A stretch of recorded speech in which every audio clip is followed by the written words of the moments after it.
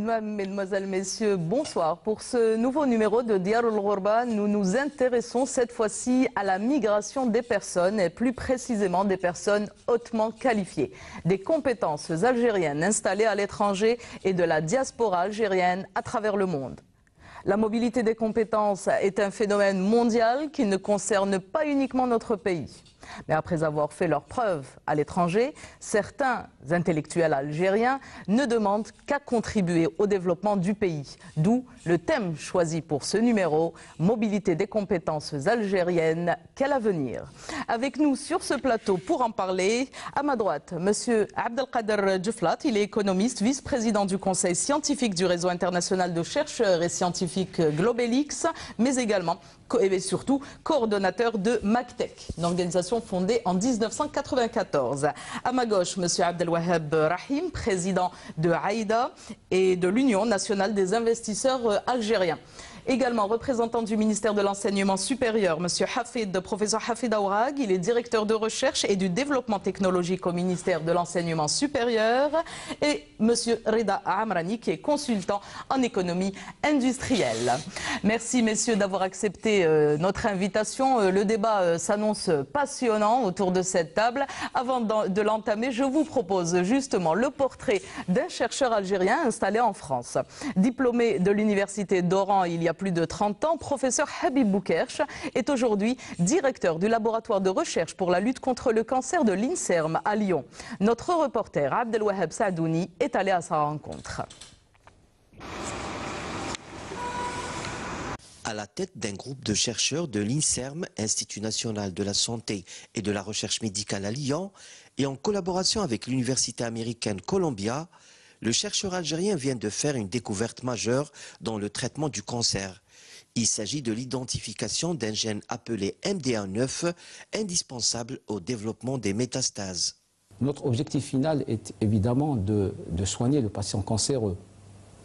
Et donc, grâce à ces études, nous allons essayer de mettre en œuvre des molécules synthétiques qui pourraient s'opposer chez le patient cancéreux au développement du cancer. Nous pensons également associer cette nouvelle molécule à d'autres traitements.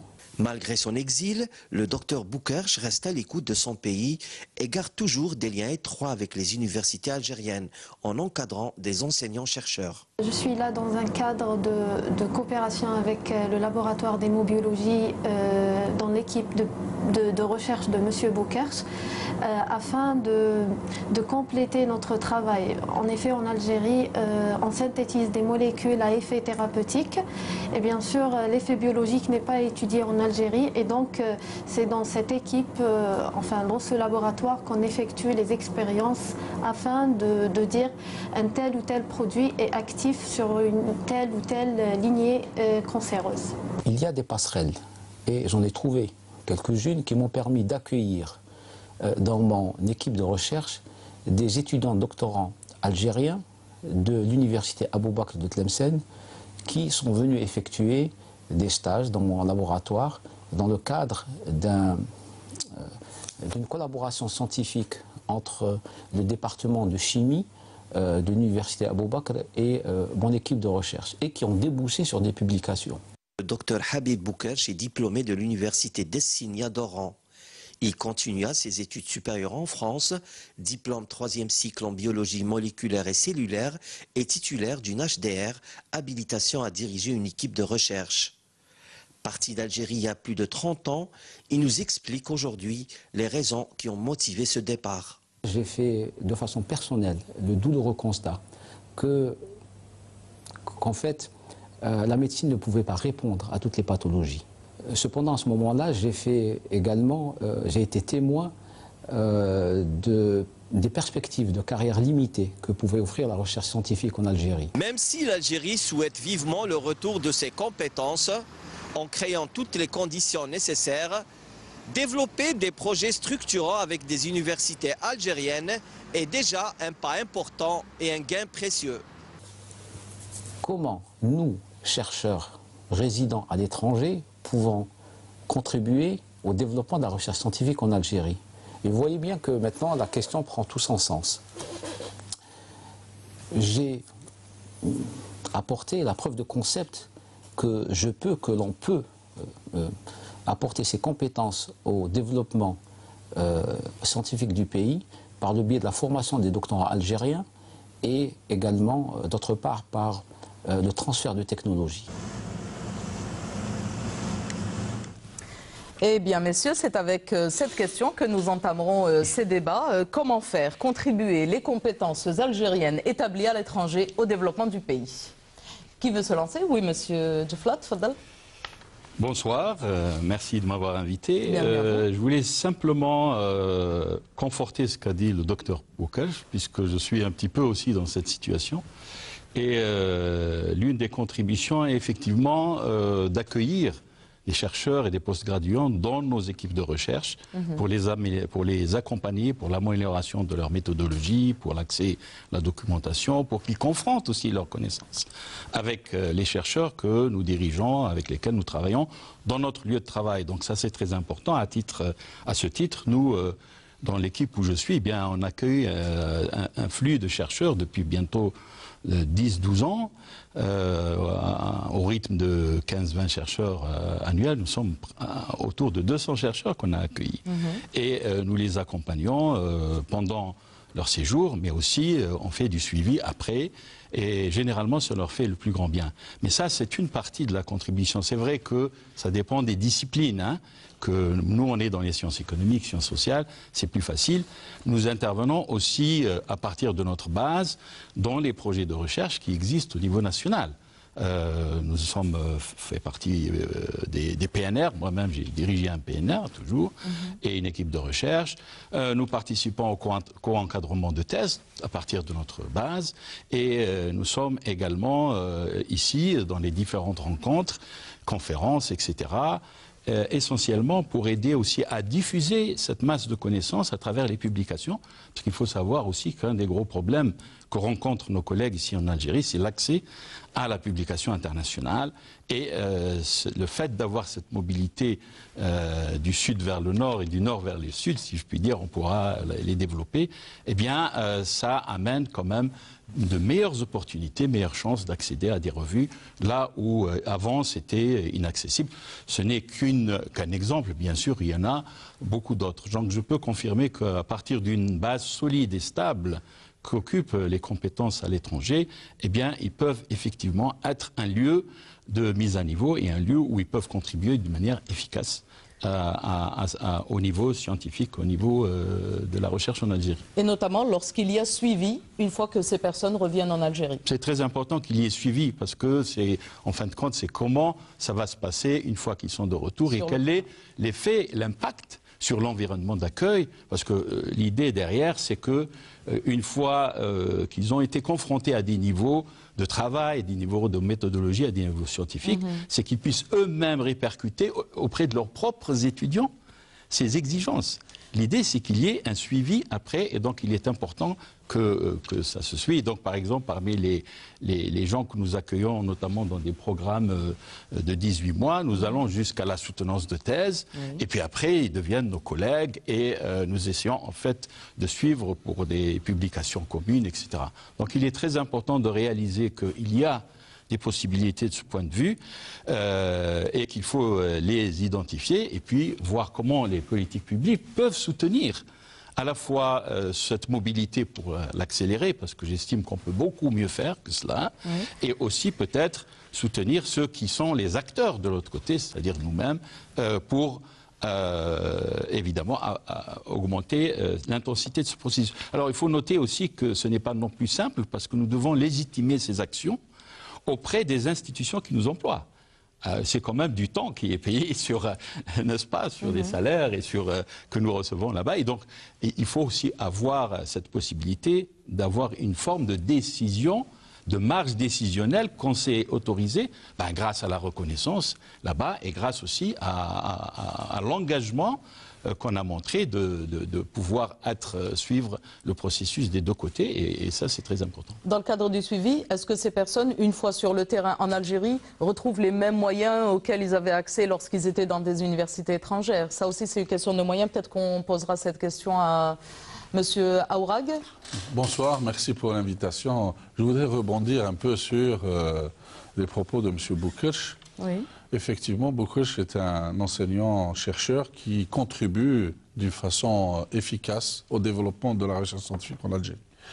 Vous savez, aujourd'hui, le ministère de l'Enseignement supérieur et de la Recherche scientifique a établi un certain nombre de mécanismes qui permettent à la diaspora algérienne de participer au développement socio-économique du pays à travers donc, la recherche scientifique. Monsieur Djeflat a parlé d'un point qui sont les programmes nationaux de recherche. Vous savez que nous avons lancé un programme ambitieux de programmes nationaux de recherche où il y a eu à peu près 3200 projets qui sont en cours. Alors sur les 3200 projets en cours, nous avons à peu près 182 Algériens établis à l'étranger dans tous les pays du monde qui contribuent à ces programmes nationaux de recherche. Ils peuvent même être chefs de projet donc d'un programme national de recherche en Algérie. Projet structurant ou... Ce sont des programmes nationaux de recherche. Alors un programme national de recherche, nous avons 34 programmes nationaux de recherche. Ce sont les programmes prioritaires pour le pays, donc par rapport aux besoins. Ce sont les besoins du secteur socio-économique qui a émis des besoins en termes donc de développement de son secteur. Et sur la base de ces besoins, nous avons mis des appels à projets. Et donc il y a eu des réponses donc de postulants donc, algériens de par le monde et algériens exerçant en Algérie qui ont soumis des projets et nous en avons retenu 3200 projets, tous secteurs confondus. Ça va de l'eau, de ressources en eau, de l'économie jusqu'à la linguistique. Est-ce qu'aujourd'hui nous avons plus besoin de projets structurants ou plutôt de transfert technologique? Écoutez, donc ces programmes nationaux de recherche, nous ne demandons pas, dans les programmes nationaux de recherche, ce n'est pas la publication, ce n'est pas la connaissance que nous demandons, mais c'est une répercussion sur le secteur socio-économique. Qu'est-ce que la recherche scientifique peut apporter pour le développement du secteur socio-économique? Et donc, dans ce cadre-là, nous avons mis des mesures incitatives pour les chercheurs algériens exerçant à l'étranger. Alors, tout chercheur algérien exerçant à l'étranger dans le cadre de ces programmes nationaux de recherche, il peut venir en Algérie autant de fois qu'il veut. Il est pris en charge par un billet en première classe. Il est pris en charge en hébergement et restauration pendant tout ce séjour et on lui donne 45 000 dinars par mois durant toute la période du projet dans lequel il s'est inscrit. Donc, c'est pour ça qu'aujourd'hui, nous avons mis des mécanismes pour tous chercheurs voulant exercer en Algérie des activités de recherche dans un cadre réglementaire. Toutes ces informations, les personnes qui nous regardent en ce moment et qui sont intéressées peuvent les retrouver sur le site de la direction de... C'est sur le site du ministère de l'Enseignement supérieur. Donc, j'ai dit, il y a 182 chercheurs algériens exerçant à l'étranger qui activent dans le cadre de ces programmes nationaux de recherche et qui viennent souvent en Algérie pour suivre ces projets, pour leur mise en application. Et il y a différents domaines. Et les résultats seront promulgués de ces programmes nationaux de recherche fin février. Et il y a des résultats extraordinaires sur lesquels l'Algérie est arrivée à produire des résultats extraordinaires en termes de développement technologique et qui seront mis à... Oui. Donc, nous donnerons donc les résultats de ces programmes fin février, puisque la période d'évaluation qui est de la durée de 2 ans de ces programmes est terminée. Et maintenant, nous allons mettre donc, sur le terrain les résultats de ces programmes. Il y a d'autres mécanismes sur lesquels nous pouvons revenir plus tard. Merci bien. Monsieur Abdelwahab Rahim, vous représentez le réseau AIDA. Et le but du réseau AIDA, c'est un petit peu une réflexion autour de comment faire participer la diaspora algérienne éparpillée un petit peu partout dans le monde. Comment la faire... D'abord, comment l'encadrer là où elle est et comment la faire participer au développement du pays. Concrètement, qu'est-ce qu'a fait le réseau AIDA depuis 2 ans d'existence? Tout d'abord, merci de nous inviter et bonsoir. Le but d'AIDA, c'est de pouvoir connecter l'ensemble de la diaspora à travers le monde parce que, si vous avez une idée, on est plusieurs millions d'Algériens à travers le monde, répartis partout dans le monde. Donc, la première des choses, c'est de pouvoir déjà se parler, se connecter déjà, d'une part, et d'autre part, voir aussi les voies et moyens, comment on peut contribuer aussi à notre pays, à partir de là-bas, ou ici, et aussi contribuer aussi à la promotion de chaque citoyen de chez nous, là où il vit, comment on peut être un support pour chacun des membres, pour notre communauté. Maintenant, En ce qui concerne l'élite, parce qu'on parle de l'élite, notre pays, en fait, il a besoin de tout le monde. Et je vous fais remarquer qu'il est plus difficile de trouver un plombier à Alger ou en Algérie qu'un médecin. Il est plus facile de trouver un médecin qu'un plombier. Et je cite le plombier en tant qu'exemple, d'une part. Maintenant, comment faire participer cette élite? Cette élite a une grande frustration. Je n'ai pas rencontré un seul des membres. Je ne suis pas d'accord par rapport à ces propos, une grande frustration. Je n'ai pas Attendez, il nous expliquera pourquoi. Il va nous expliquer pourquoi. Soyez gentil, laissez-moi terminer. Elle a une grande frustration. Pourquoi? Parce qu'elle a le désir, vraiment, d'apporter quelque chose à notre pays. Mais ce désir-là n'est pas concrétisé. Pourquoi il n'est pas concrétisé? D'abord, le fait de dire on fait venir les gens en première classe, c'est un peu banal de faire venir les jeunes en première classe. Et on leur donne 380 € par mois. Je suis désolé, vous faites venir des élites des États-Unis, partout dans le monde, pour qu'on leur dise venez participer, on vous donne 380 € par mois. 380 € par mois, en plus de ce qu'ils touchent dans le pays où ils sont déjà établis. Je veux dire, durant tout le cycle de 18 mois. Excusez-moi, mais ce n'est pas la part. Vous parliez, monsieur Rahim, de volonté affichée, de retour, de participation active. Je continue.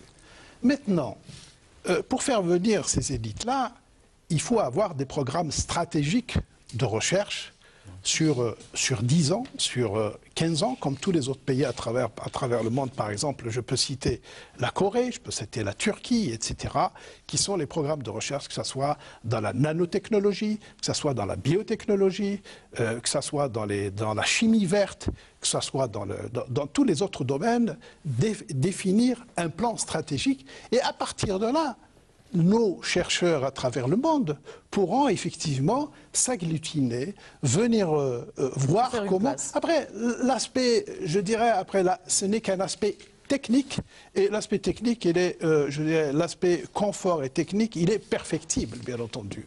Donc, il y a une envie, il y a une envie, il y a un désir, mais il n'y a pas de répondant à la mesure de leur envie. Vous avez rencontré dans le cadre du réseau Aïda, vous dites, des personnes aptes à revenir, une volonté affichée de retour, qui ont tenté un retour. Par quoi?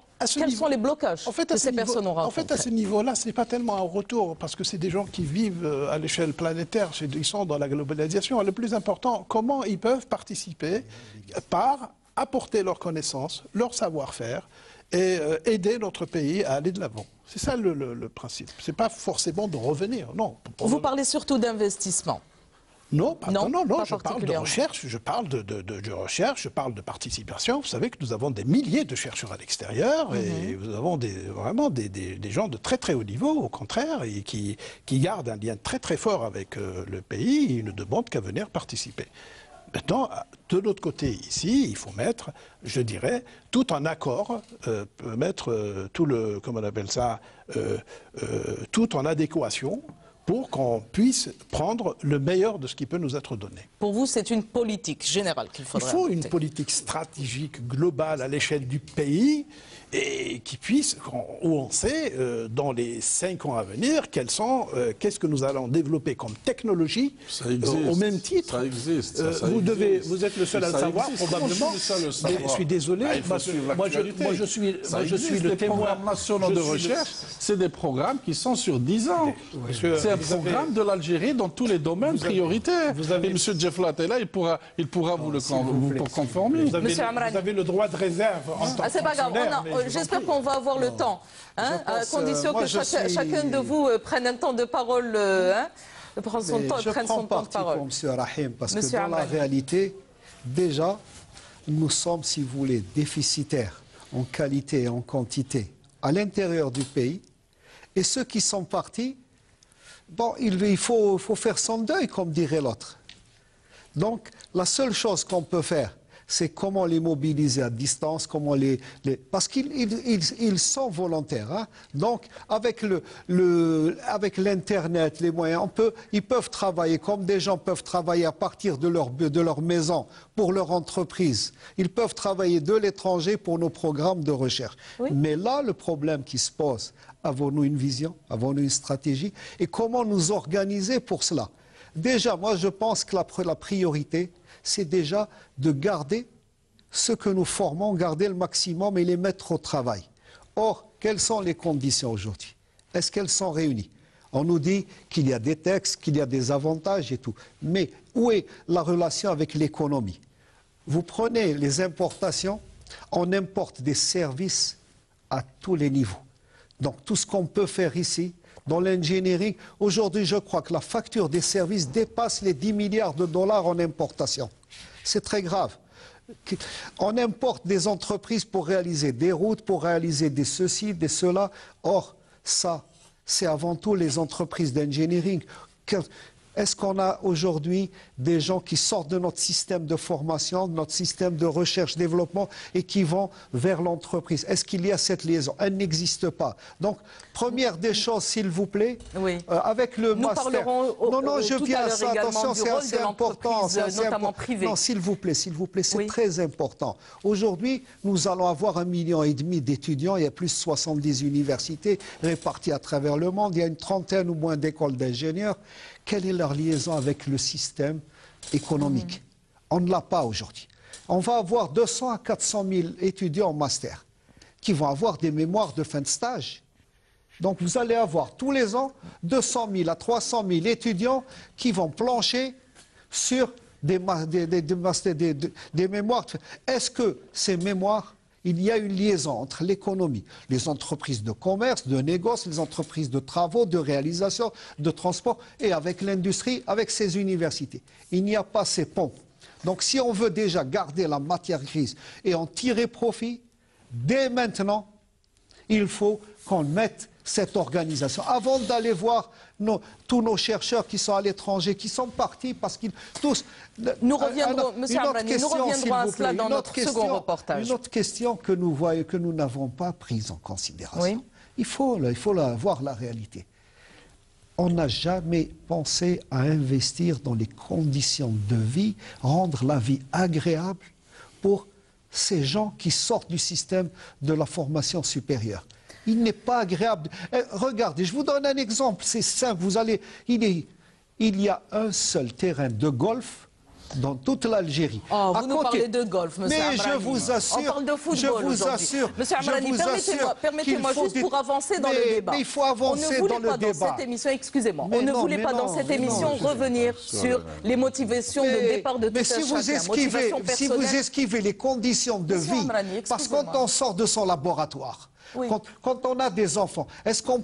Regardez, à Alger, depuis 1962, il n'y a que 3 clubs de tennis. L'Alger a été multiplié par 10. C'est les conditions de vie. Nous, dans l'économie, dans l'entreprise, lorsqu'on essaie de ramener des cadres, des experts, la première des conditions qu'ils disent, est-ce que je peux aller faire mon Donc le départ est dû à la malvie, à votre avis? Il y a la malvie et les investissements pour organiser une meilleure vie sont simples, mais il faut les faire. Oui, M. Amrani, on a... Si on oublie ça, oui. On passe à côté de la plaque. Parce que notre chercheur à Lyon, quand il sort de son laboratoire de recherche, il a tout un panel de lieux où il va s'épanouir. Je vous propose, excusez-moi, nous allons passer, je vous propose d'écouter le professeur Sanhaji, qui n'est plus à présenter. Il avait été chargé il y a quelques années de cela, d'essayer de faire un travail afin de rassembler l'élite algérienne à travers le monde. Je vous propose de l'écouter. Il est au micro de Saïda Mayouf. J'ai été chargé de réunir les compétences algériennes installées à l'étranger. Et en particulier, j'avais opté pour un choix qui était ma vision personnelle et qui avait été validé. C'est celle de se baser sur l'élite. L'élite, pourquoi? Parce qu'on n'a pas besoin d'avoir des centaines de personnes et puis c'est tout de suite, il fallait trier, il fallait trouver une qualité de ces personnes qui pouvaient apporter une contribution par rapport à notre pays, à l'Algérie. J'ai été chargé de prendre contact avec en particulier les scientifiques algériens installés de par le monde. Et c'était des personnalités qui étaient escalitées, qui étaient qualifiées dans des domaines de pointe. Ce projet, en fait, tel que je l'avais présenté à l'époque, il avait pour mission d'essayer donc de répertorier ces compétences de très haut niveau et de mettre sur une carte de géographie, une carte du monde sous forme d'un planisphère. Et ainsi, quand par exemple l'Algérie a besoin d'un avis, d'expertise, et donc de savoir sur cette carte où la personne cible se situe, la joindre tout en respectant donc le poste, etc. Laisser évoluer cette personne dans son milieu dans lequel elle est en train d'évoluer. Mais hélas, l'exécution, l'aboutissement de ce projet ne s'est pas réalisé parce qu'il y a tellement de problèmes bureaucratiques.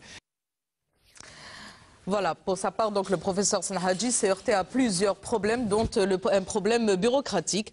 Monsieur Rahim, il y a eu plusieurs tentatives de ramener l'élite algérienne à travers le temps. En Algérie, plusieurs premiers ministres ou chefs de gouvernement ont fait de telles tentatives. Monsieur Senhadji, c'était seulement en 2004.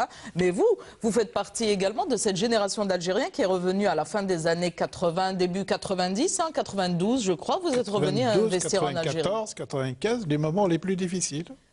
Oui, tout est en votre honneur. Donc vous êtes revenu aussi grâce à l'une des tentatives des gouvernements algériens, donc, de faire revenir cette élite. Parlez-nous de votre expérience. Oui, mais à cette époque, effectivement, 92-94, le gouvernement de cette époque avait dépêché, il avait fait un roadshow à travers un certain nombre de pays du monde où il y avait donc la présence de la diaspora. Ils sont venus nous expliquer que le pays avait besoin de nous et que le pays traversait une période très, très, très difficile. Ils sont venus faire vibrer un peu cette corde nationaliste que nous avons en nous. Ils nous l'ont fait vibrer, effectivement, et je suis venu dans ce cadre-là. Et on s'est dit, d'ailleurs, il n'y a pas de raison qu'on ne vienne pas, d'autant plus que nos aînés, nos parents, ils ont donné leur vie pour nous avoir un pays. Et nous, maintenant que nous sommes installés, bien installés, et que nous avions réussi ailleurs, il n'y a pas de raison qu'on tourne des talents à notre pays. Et c'était dans cette condition la plus difficile qu'on a senti effectivement c'est maintenant qu'il faut aller. Ce n'est pas quand ça va très bien pour tout le monde. Bon, vous avez eu le courage de revenir à l'époque? Nous n'avons pas le courage, le devoir de venir, parce que c'est plus un devoir qu'un courage. Oui, parce que notre pays avait besoin de nous. On est venu. Bon, ça n'a pas été facile du tout et c'est toujours pas facile. C'est l'administration. On n'arrive pas à faire.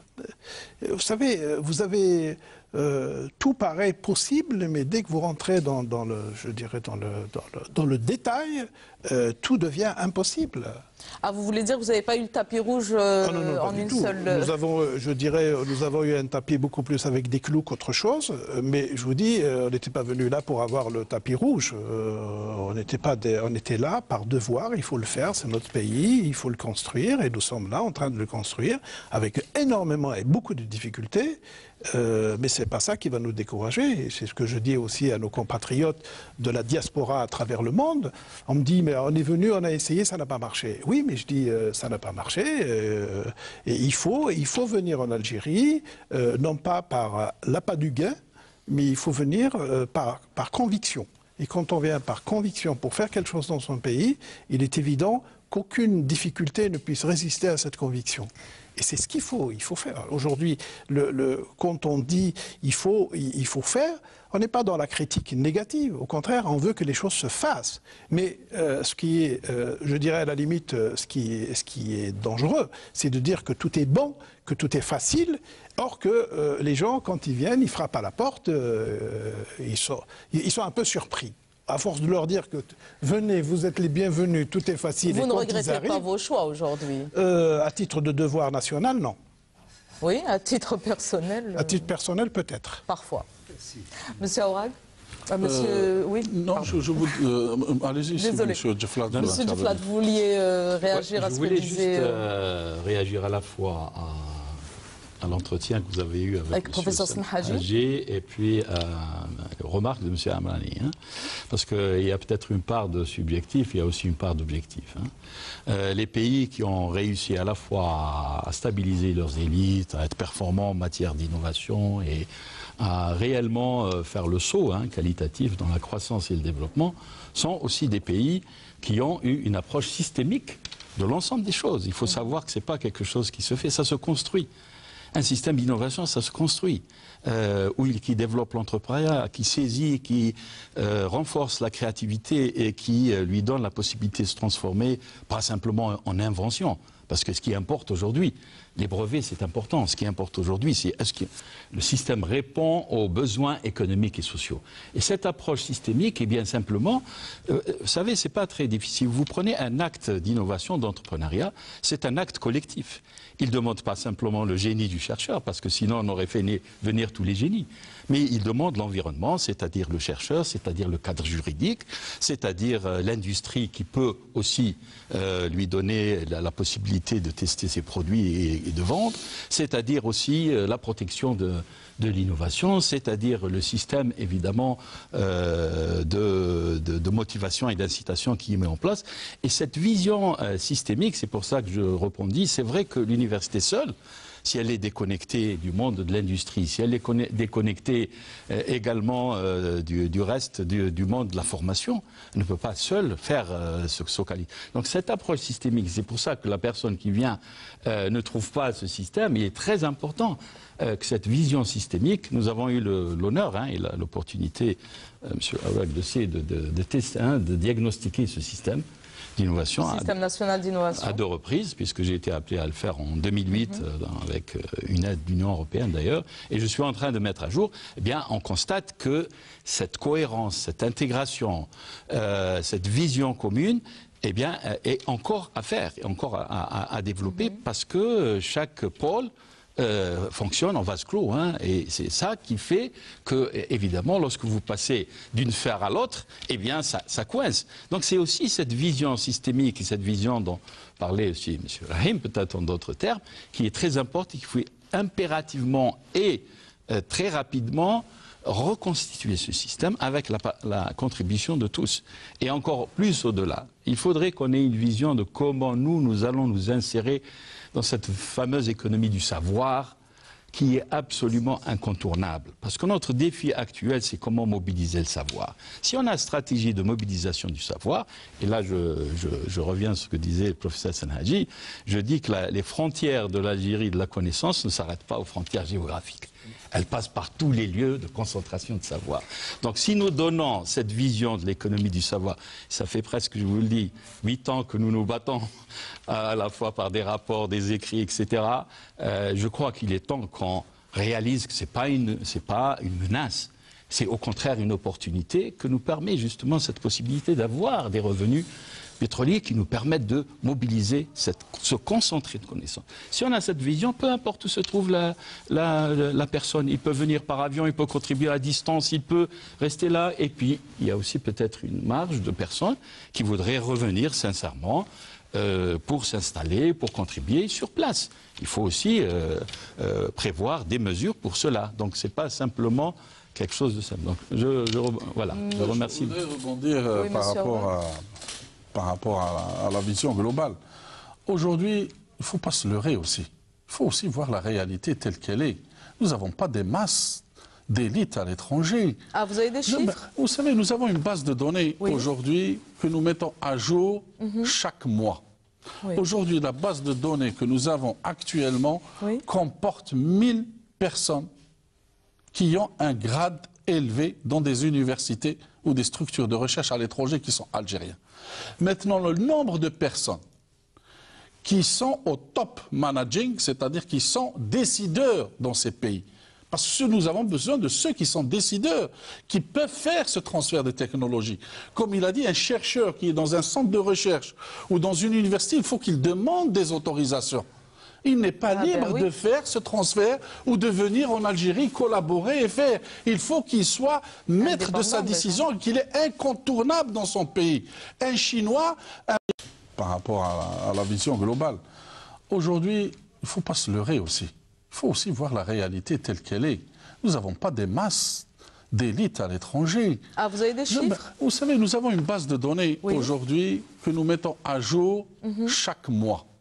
Aujourd'hui, la base de données que nous avons actuellement comporte 1000 personnes qui ont un grade élevé dans des universités ou des structures de recherche à l'étranger qui sont algériens. Maintenant, le nombre de personnes qui sont au top managing, c'est-à-dire qui sont décideurs dans ces pays. Parce que nous avons besoin de ceux qui sont décideurs, qui peuvent faire ce transfert de technologie. Comme il a dit, un chercheur qui est dans un centre de recherche ou dans une université, il faut qu'il demande des autorisations. Il n'est pas libre de faire ce transfert ou de venir en Algérie collaborer et faire. Il faut qu'il soit maître de sa décision et qu'il est incontournable dans son pays. Un Chinois, un Nobel en Chine, peint son laboratoire aux États-Unis avec le drapeau chinois et personne ne lui dit rien parce que s'il contribue de façon importante au développement des États-Unis. Donc le nombre de chercheurs algériens qui ont cette qualité ne dépasse pas la centaine. C'est-à-dire qu'aujourd'hui, le nombre de chercheurs algériens qui peuvent réellement faire un transfert de technologie au vrai sens du terme, du copier-coller en Algérie, ils ne sont pas nombreux. C'est pour ça qu'il faut faire la part des choses. Quand on parle d'élite, ça ne veut pas dire qu'une personne réside à l'étranger, c'est une élite. Ça ne veut pas dire qu'il est à l'étranger, ça veut dire qu'il est hautement qualifié. Nous avons des Algériens qui sont ici, qui sont hautement qualifiés, qui ont été nominés à des prix Nobel. Donc ça veut dire que ça, c'est extraordinaire aussi, il faut le dire. Il faut reconnaître qu'en Algérie aussi, nous avons une élite. Et cette élite, elle est bien établie ici. Aujourd'hui, ce que nous demandons, nous avons cette cartographie. Je défie, le ministère de l'Enseignement supérieur défie tout chercheur algérien qui est venu avec un projet structurant pour le pays et auquel nous avons refusé de le mettre en place. Je défie et je dis à quiconque, aujourd'hui, si le ministère de l'Enseignement supérieur a refusé un projet structurant pour le pays et qui a été mis en place par un Algérien qui se trouve à l'étranger, je le défie. Aujourd'hui, nous avons 15 projets structurants qui sont pilotés par des élites algériennes à l'étranger. Et c'est des projets de haute technologie. J'en cite, parmi eux, le projet du laser algérien, qui a été fabriqué, qui est prototypé, qui est aujourd'hui une valeur sûre. Je dis le lobbying des Algériens dans la NASA, où l'Algérie aujourd'hui participe au programme spatial international, où le drapeau algérien aujourd'hui est accroché à la station spatiale internationale. C'est des Algériens qui se trouvent ici et un lobbying d'Algériens qui se trouvent aux États-Unis. J'en cite, il y en a des dizaines en nanotechnologie, en biotechnologie, dans tous les domaines.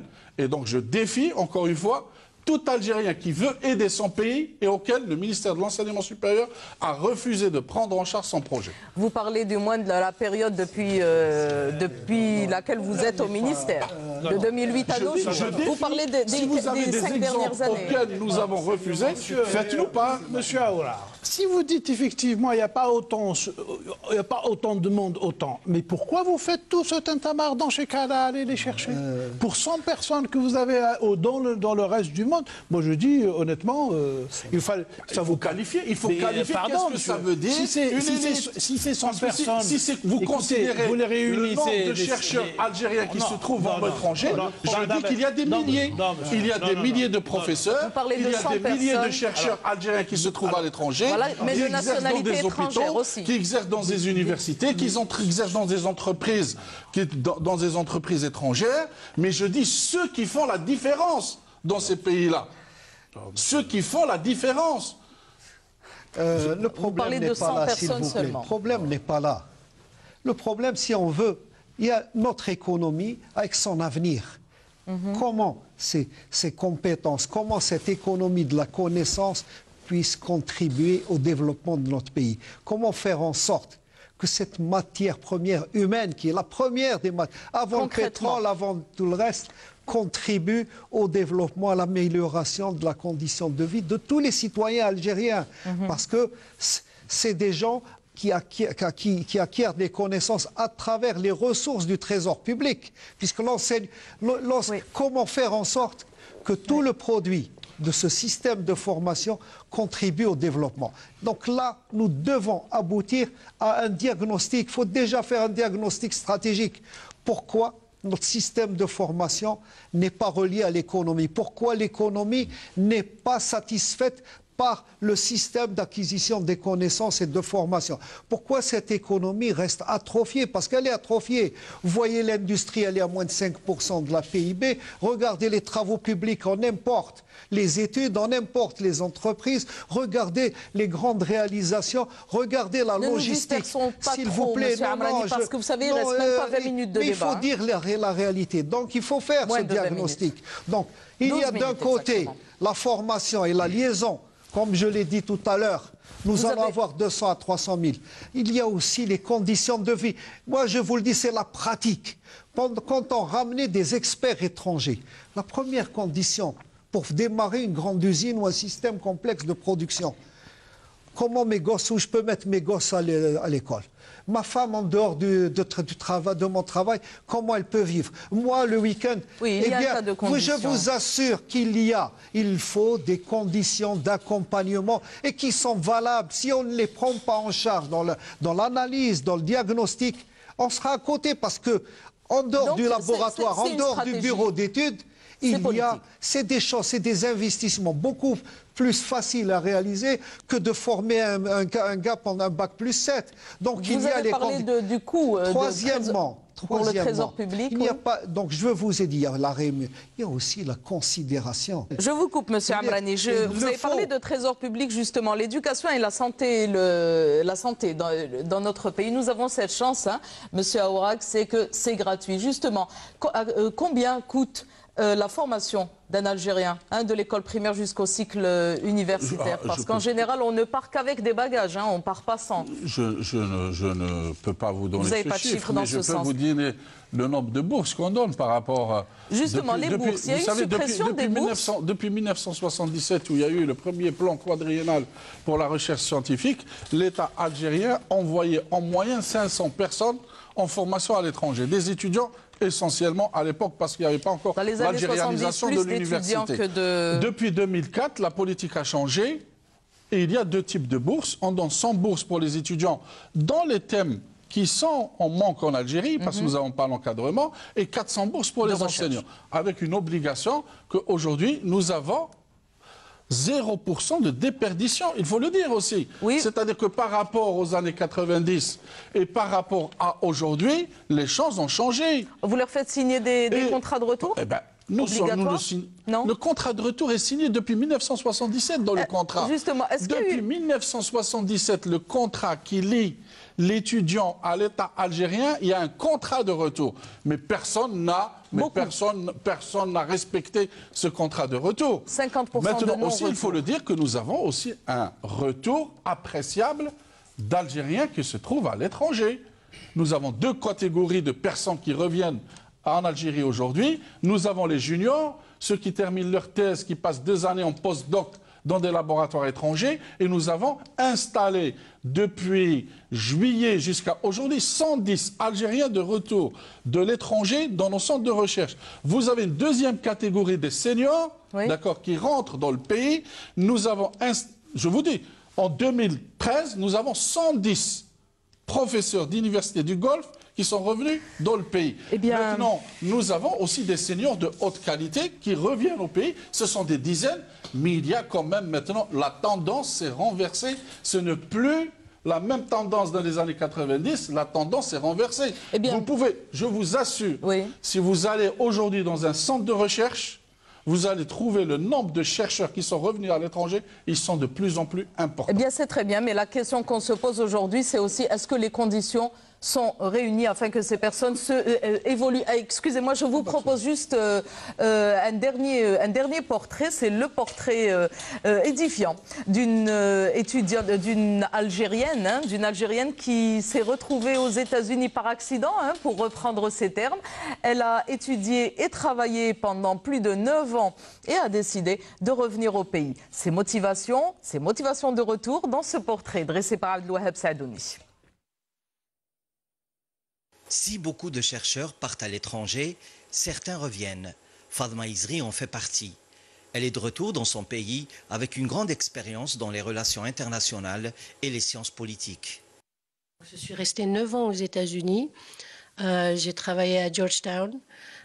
J'ai enseigné l'arabe et le français. J'ai donné des cours de politique étrangère américaine. J'ai fait beaucoup de traductions avec le département de défense, le département de justice et le département d'État. Lorsque vous travaillez pour ces institutions-là, vous avez accès à des informations peut-être qui ne sont pas disponibles à la population. Donc, et ça vous fait réfléchir un petit peu et ça vous ramène vers vous-même et vous vous demandez qui vous êtes et qu'est-ce que vous faites là où vous êtes et où vous aimeriez être, toutes ces questions donc auxquelles la réponse définitive a été de rentrer chez moi. Malgré toutes les opportunités offertes par les universités américaines, Madame Izri a préféré répondre à l'appel du cœur. Nous avons un devoir envers ce pays. C'est vrai que lorsque nous revenons, c'est pour des raisons émotionnelles et personnelles, mais en même temps, c'est l'Algérie qui m'a donné l'opportunité d'étudier aux États-Unis. Ça va vous paraître bizarre parce que j'ai étudié avec mes moyens personnels, mais si je n'avais pas de diplôme quand je suis arrivée aux États-Unis, je n'aurais pas eu l'occasion d'aller faire un autre diplôme dans une grande institution comme Georgetown University. Avec une licence en interprétariat et traduction obtenue à l'Université d'Alger en 1999, elle rejoint 5 ans plus tard l'Université Georgetown à Washington, où elle obtient 2 magistères. Elle fait partie aujourd'hui des rares compétences qui reviennent au pays. Vous savez, ce n'est pas tout le monde qui a la possibilité de revenir aussi. Vous avez mentionné le confort d'abord, mais je ne pense pas que ça soit la raison principale. Il y a des gens qui sont partis pendant des années, qui ont eu des enfants, qui ont grandi dans ces pays-là. Donc le retour pour eux, ce serait un sacrifice de nouveau. Quand ils sont partis, ils se sont sacrifiés. Mais pour revenir et ramener leurs enfants qui ont grandi dans une culture et une société tout à fait différente de la nôtre, ils préfèrent laisser leurs enfants faire le choix de revenir s'ils devaient revenir un jour. Les départs comme les retours, ce n'est jamais facile. Alors, Fadma Izri pense-t-elle à repartir un jour ou songe-t-elle à s'installer définitivement en Algérie ? Je vais repartir en vacances, je vais repartir m'occuper de ce que j'ai laissé derrière moi, mais je ne pense pas, donc dans l'état d'esprit dans lequel je me trouve actuellement, je ne pense pas m'exiler de nouveau. J'utilise le terme m'exiler parce que c'est comme ça que je le ressens. Je préfère rester avec les miens, chez moi, dans mon pays, faire ce que je peux. Je ne vais pas changer le monde, mais je vais au moins y apporter ma participation, déjà pour une satisfaction personnelle, parce que c'est une volonté très, très, très profonde, très forte que je ressens. Donc, je ne pense pas repartir. Depuis son retour il y a moins d'1 an, Madame Izri enseigne l'anglais, fait des traductions, continue ses recherches en attendant d'obtenir les équivalences de ses diplômes américains qui tardent à venir. Ah oui, les équivalences, en effet, beaucoup d'étudiants algériens souffrent de cela. Pourquoi y a-t-il autant de lenteur pour les équivalences, Monsieur Aourag? Je vais vous expliquer. Enfin, juste en 2 mots, parce que ce n'est pas le thème du jour, juste pour qu'on revienne. La polémique qui est posée aujourd'hui par rapport aux équivalences. Vous savez, l'enseignement supérieur a vécu aussi des réformes et des réformes tout au long de l'année. Auparavant, ceux qui étaient titulaires d'un doctorat, d'accord, étaient automatiquement, d'accord, il y avait ce que nous appelons le doctorat d'État. Et donc le doctorat d'État donnait directement l'équivalence pour aller faire maître de conférence. On est automatiquement classé dans le grade de maître de conférence. Depuis quelque temps, donc il y a eu une refonte, d'accord, le doctorat d'État n'existe plus en Algérie. Il existe le doctorat comme partout dans le monde, d'accord. Donc, mais avec le doctorat comme partout dans le monde, d'accord, on est recruté, d'accord, dans le grade de maître de conférence B, d'accord. Ensuite, il y a une habilitation pour être habilité à diriger des recherches. Ça se passe partout dans le monde de cette façon-là. Alors, ce qui est aujourd'hui, ça veut dire que ces gens qui reviennent de l'étranger, d'accord, ils demandent à avoir l'équivalence du doctorat d'État, donc il va passer directement dans le grade de maître de conférence A. Ceci n'est pas applicable pour les Algériens qui sont ici, parce que ceci n'existe pas en Algérie. Donc on ne peut pas leur donner une équivalence d'un diplôme qui n'existe plus en Algérie. Donc qu'est-ce qu'on leur demande de faire? Ils viennent, on leur donne automatiquement une équivalence de maître de conférence B, d'accord? Donc ils sont recrutés ou un maître de recherche B dans un centre de recherche, et après une année, d'accord, ils sont titularisés, ils passent une habilitation, et ils progressent donc catégoriquement. Sauf pour ceux qui sont dans le grade de professeur. Et je le dis encore une fois, ceux qui sont titulaires d'un poste de professeur dans une université étrangère, quelle que soit l'université étrangère, on garde leur position en Algérie.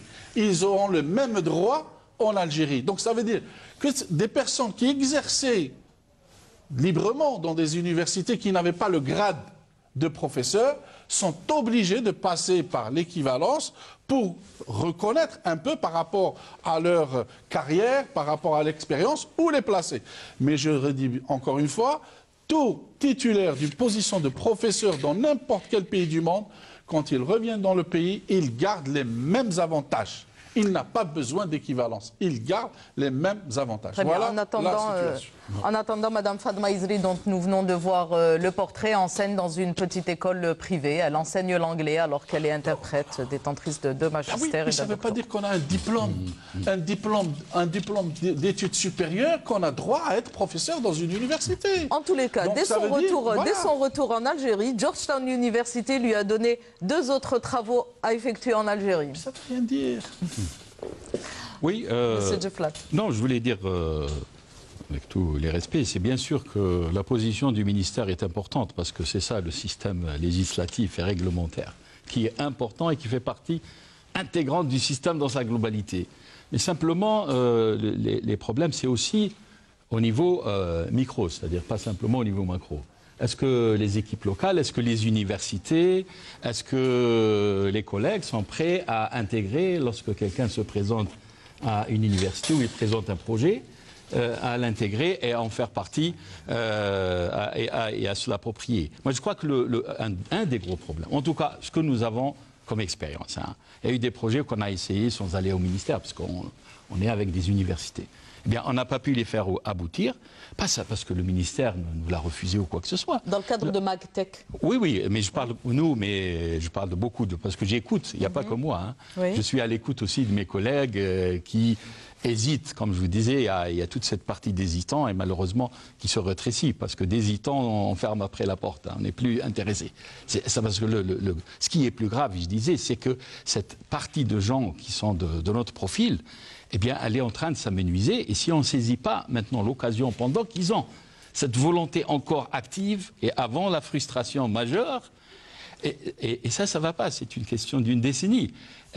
Cette partie, eh bien, les hésitants, il suffit qu'il y ait des accros au niveau des équipes au niveau local pour que ça y est, ils changent complètement d'optique et d'engager complètement dans la construction du pays, il développe un discours et une position qui est parfois, malheureusement, tout à fait négative.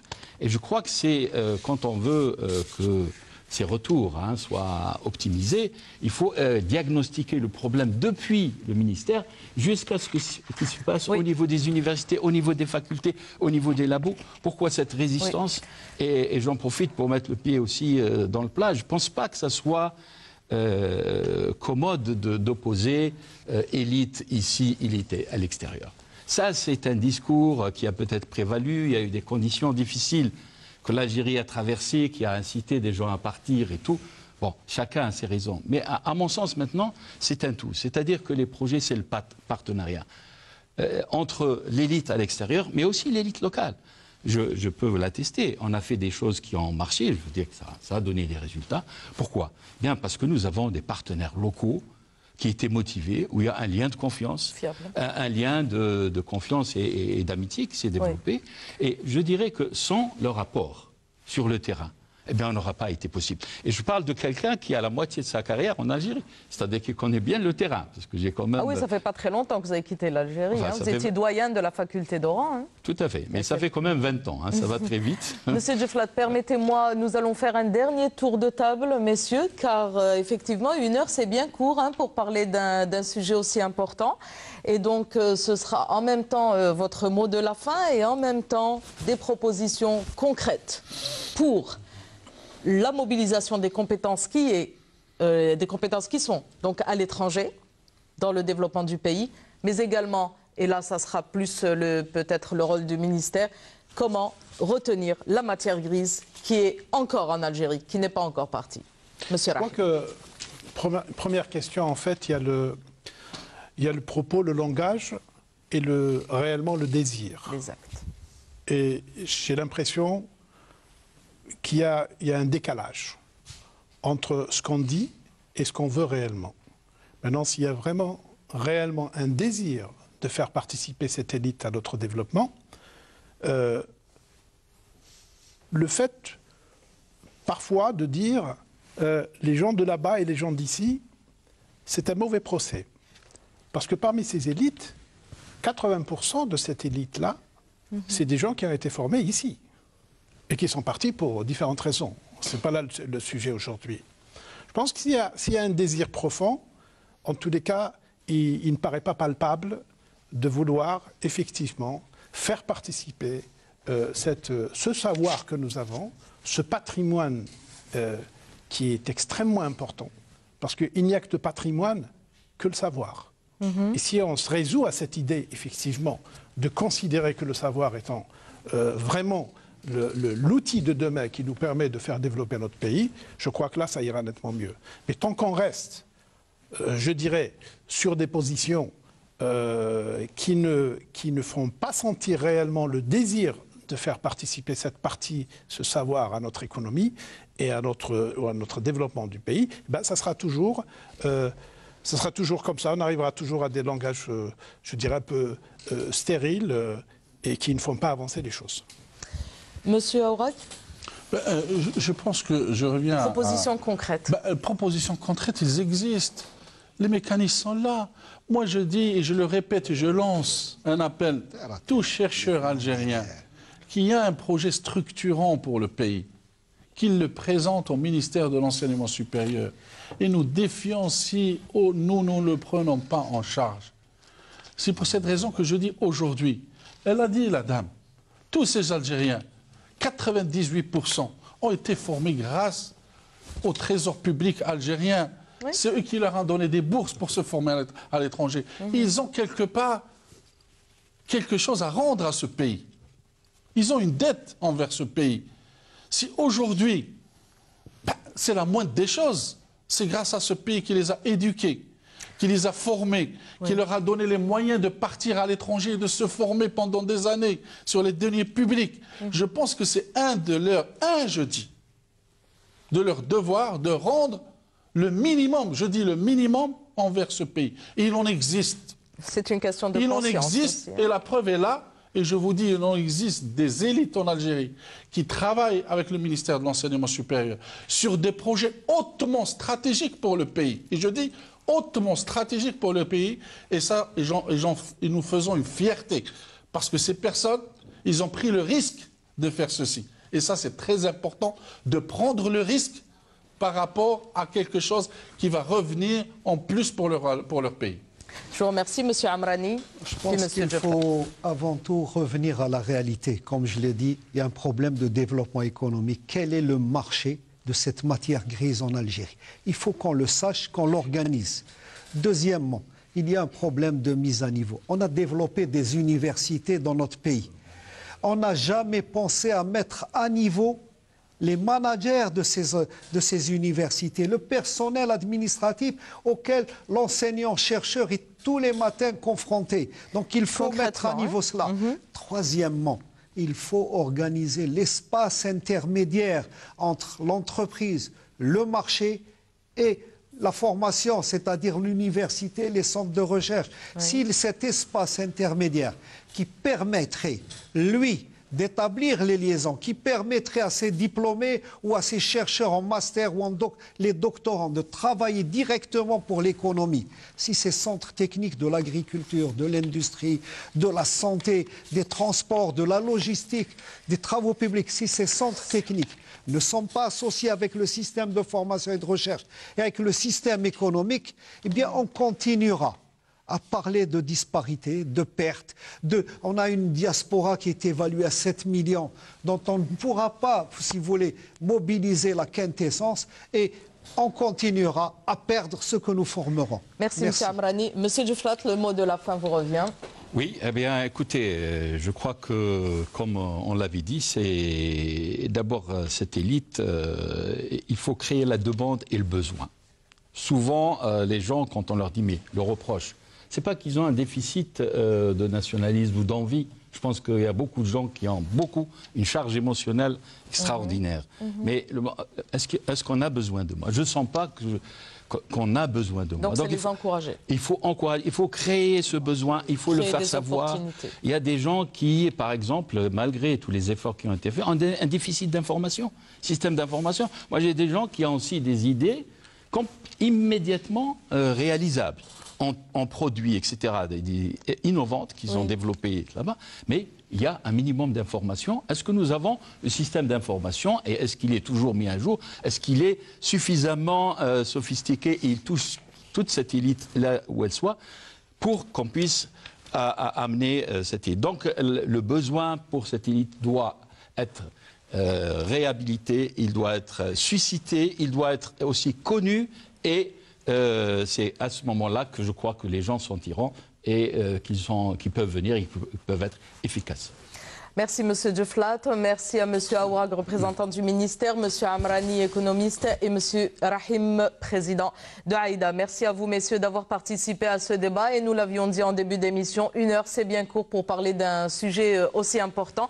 J'espère que nous aurons la chance d'en reparler dans une prochaine émission sur Canal Algérie. Je vous rappelle le site de l'émission et l'adresse email si vous voulez nous écrire, partager avec nous vos avis et si vous avez des suggestions de thèmes pour nous, et vos avis nous intéressent toujours, diarelghorba@ontv.dz ou alors notre page sur Facebook où vous pouvez également revoir cette émission facebook.com/diarelghorba. Je vous rappelle également l'adresse de l'association Aïda après les 3W aïda/association.org.